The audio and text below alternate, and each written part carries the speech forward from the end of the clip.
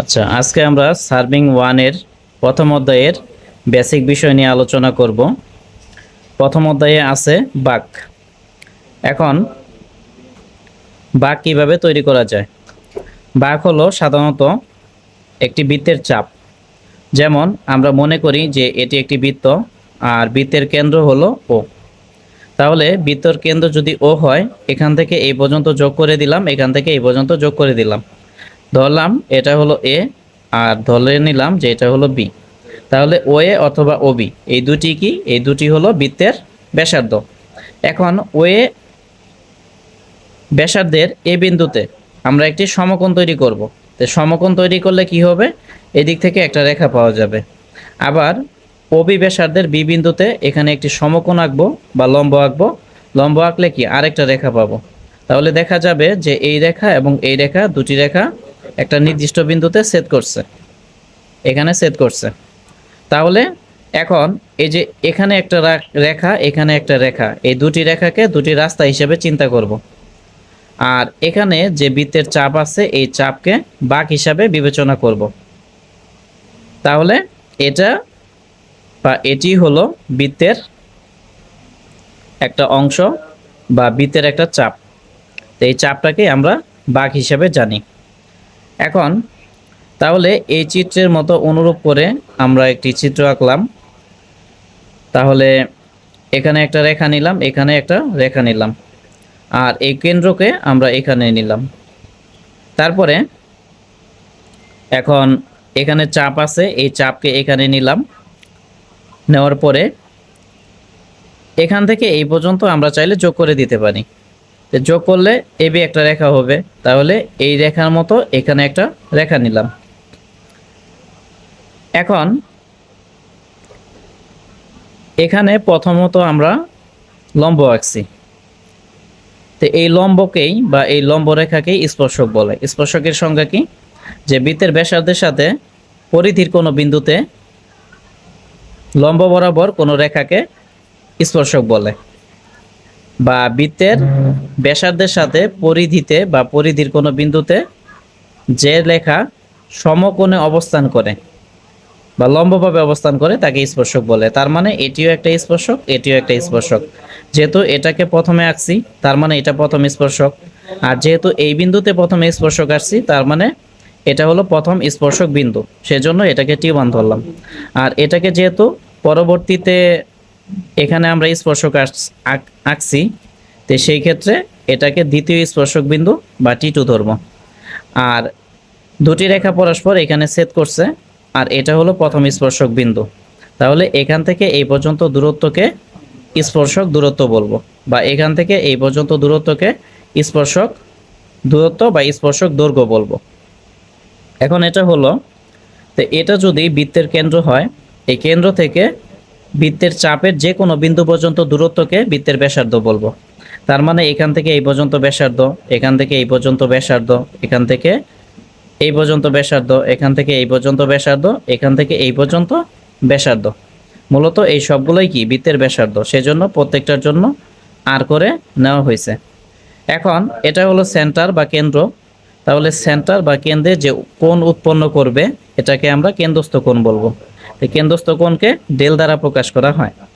আর দুটি রেখা পরস্পরের সাথে এখানে ছেদ করছে, তো ছেদ করে একটা নির্দিষ্ট কোণ উৎপন্ন করছে, এটাকে বলবো ছেদ কোণ বা থিটা। এখন আমরা এই একটি রেখাকে বাইরের দিকে বর্ধিত করলাম। তাহলে এই বর্ধিতাংশ অপর রেখার সাথে একটা নির্দিষ্ট কোণ তৈরি করছে। তো এই কোণটাকে প্রতিসরণ কোণ বলে, যেটার নাম হলো ফাই। এখন এখানে আমরা নির্দিষ্ট একটা চেইনে বা নির্দিষ্ট একটা স্কেলে এখানে মেজারমেন্ট করব বা জরিপ করব। তাহলে স্কেলের যদি চেন 30 মিটার হয়, এই বাঁকের ভিতর সবগুলো জ্যার মান 30 পাওয়া যাবে না। ঠিক আছে, সাধারণত প্রথমে এবং লাস্টে যে জ্যা থাকবে, এটা পূর্ণ চেইন থেকে কম হবে বা পূর্ণ চেইনের দৈর্ঘ্য থেকে কম হবে। সেই জন্য এটাকে প্রথম উপজে বলবো এবং এটাকে শেষ উপজে বলবো।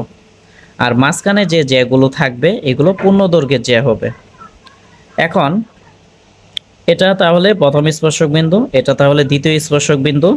আর এফ হলো ছেদবিন্দু, থিটা হলো ছেদকোণ, ফাই হলো প্রতিসরণ কোণ, ডেল হলো কেন্দ্রস্থ কোণ।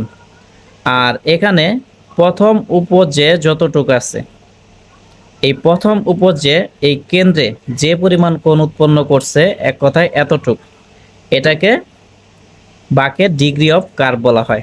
তার মানে প্রথম উপজে এতটুক, এটা বৃত্তের কেন্দ্রের সাথে যতটুকু কোণ উৎপন্ন করবে সেটাকে ডি বা বাঁকের ডিগ্রি অফ কার্ভ বলবো।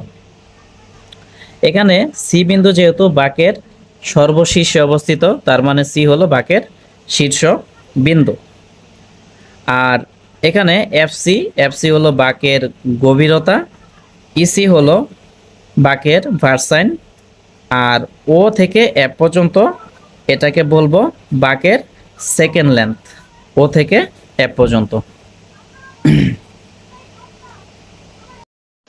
আচ্ছা, আমরা পূর্বে যে বিষয়গুলো চিত্রের মধ্যে আলোচনা করলাম এই বিষয়গুলোই ডিটেলসে লিখব। তাহলে এখানে T1 ইকুয়াল টু বাঁকের প্রথম স্পর্শক বিন্দু, T2 ইকুয়াল বাঁকের শেষ স্পর্শক বিন্দু, TL ইকুয়াল স্পর্শক দৈর্ঘ্য যার সূত্র হলো R tan φ/2, L হলো বাঁকের দৈর্ঘ্য যার সূত্র হলো πr φ ডিভাইডেড বাই 180 ডিগ্রি। তারপরে FC হলো বাঁকের গভীরতা যার সূত্র হলো R sec φ/2 -1। ইসি হলো বাঁকের ভার্সাইন যার সূত্র হলো R × 1 - cos φ/2। ওএফ হলো সেকেন্ড লেন্থ। এল হলো দীর্ঘ জে যার সূত্র হলো 2R sin φ/2। এক কথায় বাঁকের দীর্ঘ জে বলতে বোঝাচ্ছে এখান থেকে এই পর্যন্ত, তার মানে T1 থেকে T2 পর্যন্ত দূরত্ব, যেটাকে এল দ্বারা প্রকাশ করা হয়। তাহলে বাঁকের দৈর্ঘ্যকে ছোট হাতের এল দ্বারা প্রকাশ করা হয় এবং দীর্ঘ জে এর দৈর্ঘ্যকে বড় হাতের এল দ্বারা প্রকাশ করা হয়।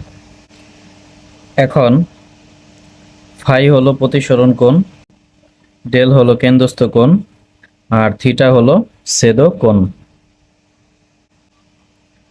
তারপরে এফ হলো ছেদবিন্দু আর ও হলো কেন্দ্র। এখন অঙ্ক করার ক্ষেত্রে বিভিন্ন চেইনের শিকল থাকতে পারে, 30 মিটার, 25 মিটার, 20 মিটার।